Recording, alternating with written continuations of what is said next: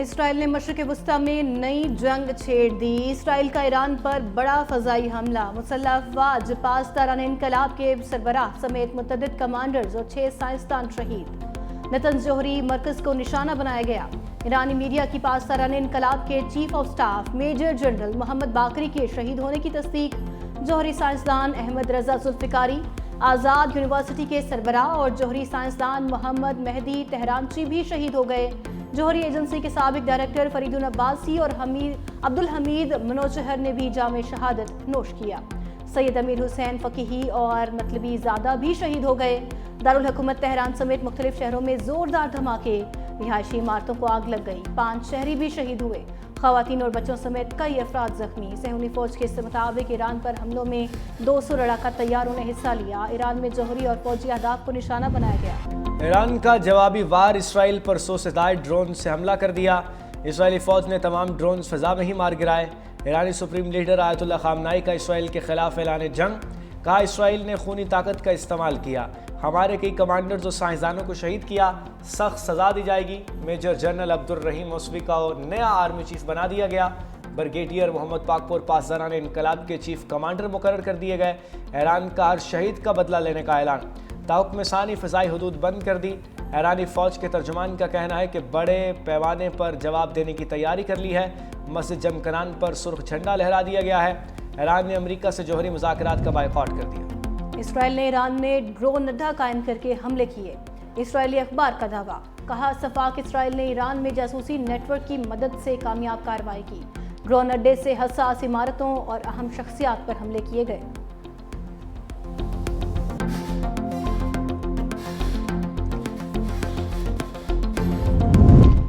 ایران کے جوابی بیلسٹک حملوں کا بھی خدشہ، اسرائیل میں ہائی الرٹ، ایمرجنسی نافذ۔ اسرائیلی وزیر اعظم نیتن یاہو بولے، ایران کے جوہری سائنسدانوں اور فوجی تنصیبات کو نشانہ بنایا، جوہری افزودگی نظام کو نشانہ بنایا۔ ہماری لڑائی ایرانی عوام سے نہیں، ایرانی آمریت سے ہے۔ اسرائیل تاریخ کے فیصلہ کن موڑ پر ہے، ایران پر کئی روز تک حملے جاری رکھنے کا اعلان۔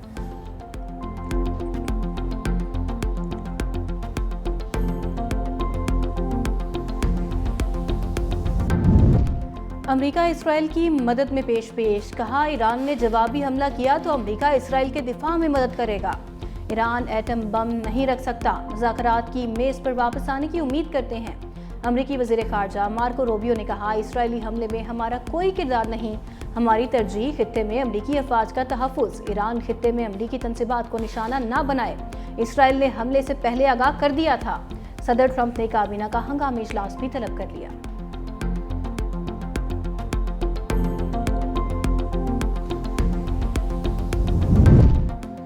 عالمی جوہری توانائی ایجنسی کی نیتنز جوہری تنصیبات کو نشانہ بنانے کی تصدیق، کہا ایران کی صورتحال پر گہری نظر رکھے ہوئے ہیں۔ Secretary general U N Antonio Guterres کا ایران میں جوہری تنصیبات پر حملوں پر تشویش کا اظہار، کہا مشرق وسطی میں کشیدگی کی مذمت کرتے ہیں۔ سعودی عرب، قطر، عمان اور یو اے ای کی بھی ایران پر اسرائیلی حملے کی مذمت۔ سعودی وزارت خارجہ کا کہنا ہے کہ امریکہ ایران مذاکرات کے دوران حملے پر افسوس ہے، حملے سے ایران کی خود مختاری اور سلامتی کو نقصان پہنچا۔ ایران پر حملہ بین الاقوامی قوانین کی خلاف ورزی ہے۔ روس اور ترکیہ کی بھی اسرائیلی جارحیت کی مذمت۔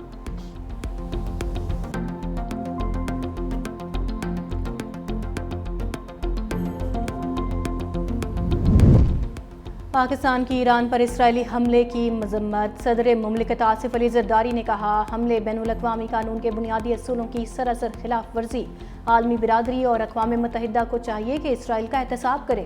وزیر اعظم شہباز شریف نے کہا اسرائیل کا سنگین اور غیر ذمہ دارانہ اقدام انتہائی تشویشناک ہے، حملہ خطے کی نازک صورتحال کو مزید عدم استحکام سے دوچار کر سکتا ہے۔ شہباز شریف کا عالمی برادری اور اقوام متحدہ سے فوری اقدامات کا مطالبہ۔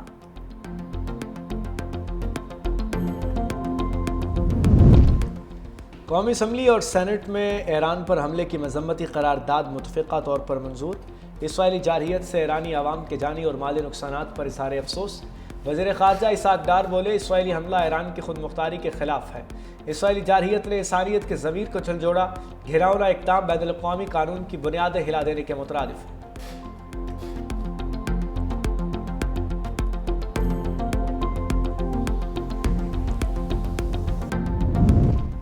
اسرائیل کی ایران پر حملے سے علاقائی استحکام کو شدید خطرہ لاحق ہوا۔ چیئرمین پیپلز پارٹی بلاول بھٹو زرداری کی ایران میں اسرائیل کے بلا اشتعال حملے کی مذمت۔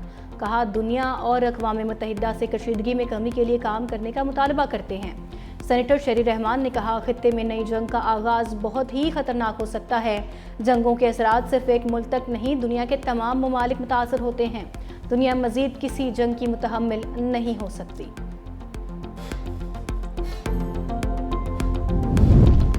مشرق وسطیٰ میں شدید کشیدگی، عالمی منڈی میں خام تیل کی قیمتوں کو پر لگ گئے، 10% تک اضافہ۔ ایران اسرائیل کشیدگی کے بعد برنٹ خام تیل $76 فی بیرل، WTI خام تیل کی قیمت $75 فی بیرل ہو گئی۔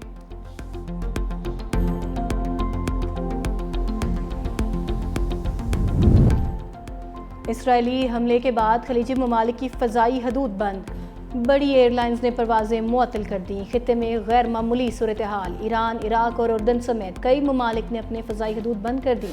Year India, fly Dubai, Emirates, Qatar airways نے اپنی کئی پروازیں معطل کر دیں۔ ایئر انڈیا کی نیو یارک، لندن، وینکوور سے ایران کی جانب آنے والی پروازیں واپس بلا لی گئیں۔ پاکستان کی فضائی حدود فعال۔ پاکستان ایئرپورٹس اتھارٹی کے مطابق اضافی فضائی ٹریفک کو معمول کے مطابق پیشہ ورانہ انداز میں سنبھالا جا رہا ہے۔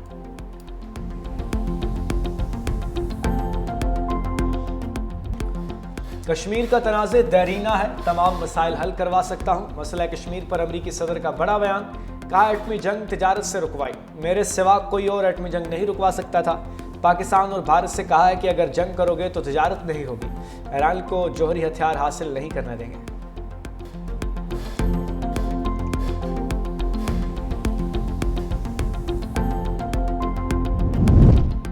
صہیونی فوج نے غزہ میں بھی فضائی اور زمینی حملے تیز کر دیے۔ 24 گھنٹوں کے دوران 100 سے زائد فلسطینی شہید اور 427 سے زائد زخمی۔ اسرائیلی فورسز نے امدادی کیمپس، ہسپتالوں اور مختلف گھروں کو نشانہ بنایا۔ مغربی کنارے کے جنین پناہ گزین کیمپ میں اسرائیلی بلڈوزرز نے کئی فلسطینی مکانات کو مسمار کر دیا۔ دوسری جانب اسرائیلی فورسز مسجد اقصی پر دھاوا بول دیا، فلسطینیوں کو نماز پڑھنے سے بھی روک دیا۔ سندھ کا بجٹ آج پیش کیا جائے گا۔ صوبائی بجٹ کا مجموعی حجم 3056 ارب روپے ہونے کا امکان۔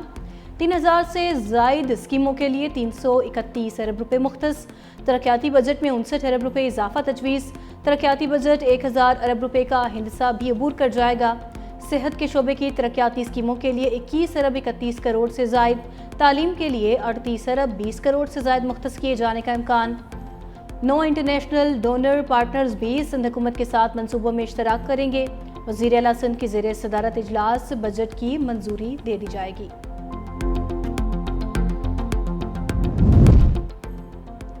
خیبر پختونخوا کا 2000 ارب روپے کا سرپلس بجٹ آج پیش کیا جائے گا۔ سالانہ ترقیاتی پروگرام کے لیے 528 ارب روپے کے فنڈز رکھنے کی تجویز۔ بندوبستی اضلاع کے لیے 195، لوکل گورنمنٹ کے لیے 39 ارب روپے سے زیادہ رکھے جائیں گے۔ صوبے میں تعلیمی ایمرجنسی نافذ کی جائے گی۔ اسکولوں میں سہولیات پورا کرنے اور آؤٹ آف اسکول چلڈرن کے لیے فنڈز رکھے جائیں گے۔ صوبے میں سیاحت کے فروغ کے لیے سیاحتی مقامات میں سڑکوں کی تعمیر اور بحالی کے لیے فنڈز مختص کرنے کی تجویز۔ پنجاب کا بجٹ 16 جون کو پیش کیا جائے۔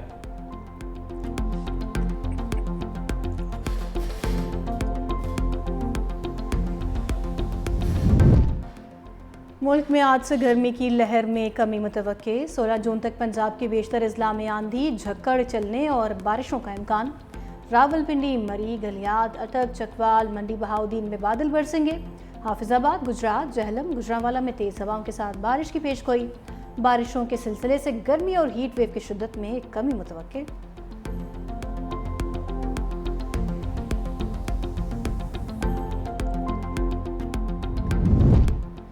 ایئر انڈیا کا جہاز ترک کمپنی کے سپرد ہونے کا بھارتی دعویٰ جھوٹا نکلا۔ ترک خبر رساں ایجنسی کی فیکٹ چیک لائن نے دعوے کو بے بنیاد قرار دے دیا۔ ترکش ٹیکنک کی پوسٹ کے مطابق کمپنی کا ایئر انڈیا سے معاہدہ صرف بوئنگ 777 طیاروں کی مکمل بیس اور کا ہوا تھا۔ بھارت میں سوشل میڈیا پر متعدد گمراہ کن ویڈیوز پر ترکی کے خلاف پروپیگنڈا کیا گیا۔ گزشتہ روز طیارہ آبادی پر گرنے سے 241 مسافروں سمیت 316 ہلاکتیں ہوئیں۔